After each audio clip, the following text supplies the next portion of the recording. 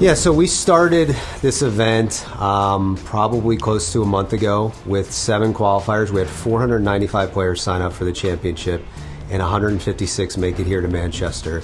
So largest field that we've ever had, deepest field that we've ever had. 156 players played 36 holes of stroke play qualifying over the first 2 days. And from there, the low 64 players qualify for match play. From there, we have 1 round of match play on Wednesday, 2 rounds of match play on Thursday, the round of 32, the round of 16.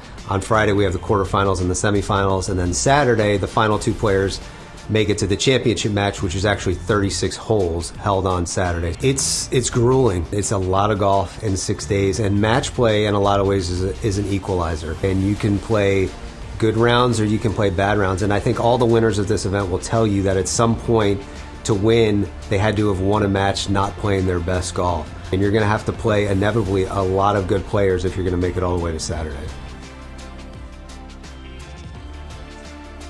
So the golf course is in fantastic shape. Obviously, Mother Nature has kind of thrown us a curveball here with the rain the last couple weeks, but the golf course is in phenomenal condition. And we have a new golf course superintendent here, so he's spent the first 4 months of the spring and summer, getting the golf course into pretty perfect condition. One of the toughest parts of this golf course is our par 3s.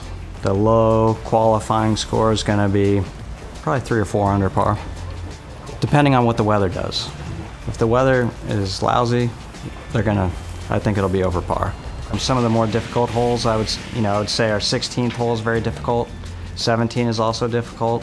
And then depending on where the tee is located, the 3rd hole can be very difficult. It's a monster par 3 from the back tee. So probably the number one concern for a player with the recent weather that we've had is, rough is a big problem out here. And the wetter it gets, more difficult it becomes. So there's a huge premium on hitting the golf ball in the fairway. The greens are perfect. Yeah, they're really good. They're going to be a little bit slower because of the moisture. Outside of that, they're perfect, and if they're missing putts, it's their own fault. For the players that have been through this, they know the most important part is to make it to Wednesday, to make it into match play. So the prep work I've been doing, I've actually been through a little bit of a slump the last week or 2, so just really getting back to kind of fundamentals and figuring out how to get the ball to go where I want it to go. I made the semifinals last year, and I just want to improve on that.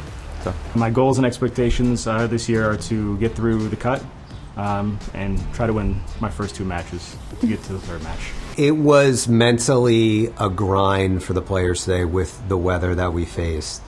Obviously, we knew the weather was going to be a challenge today, and it rained hard for a large portion of the morning. And when it's raining like that, you're faced with the challenge of playing in this event and all the plans that you have and the clubs you want to hit, and now you're dealing with, can I stay dry enough? Are my grips dry?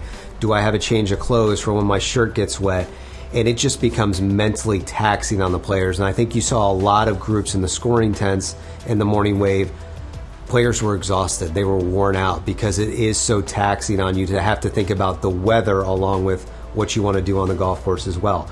That being said, we saw 4 scores under par in the morning wave, which is pretty impressive considering how bad the conditions were at times. I think that it's more mental than anything. I think, the course held up pretty well today.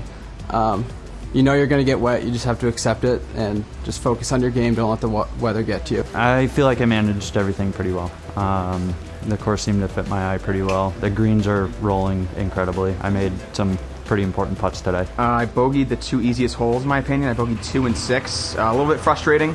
The back 9, I birdied 11, 12, and 13. So kind of got the ball rolling there. 14, I actually hit a pretty bad shank into the bunker and recovered and saved a par, and then birdied 15. So that kind of stretch of holes really, made me dig deep. I felt like I kind of turned it around and gave myself a good position to, finish up for the day. And I think generally speaking, the scoring was about where I expected it to be. The golf course is set up at about 6,600 yards, which is a really good test of golf. So it'll be interesting to see how the afternoon wave comes in, because the early part of the afternoon wave had to play in some of that really heavy rain. But I wouldn't be surprised if there's some good scores out there now that the rain has stopped. Not a lot of wind. There's the opportunity for some good scores this afternoon as well.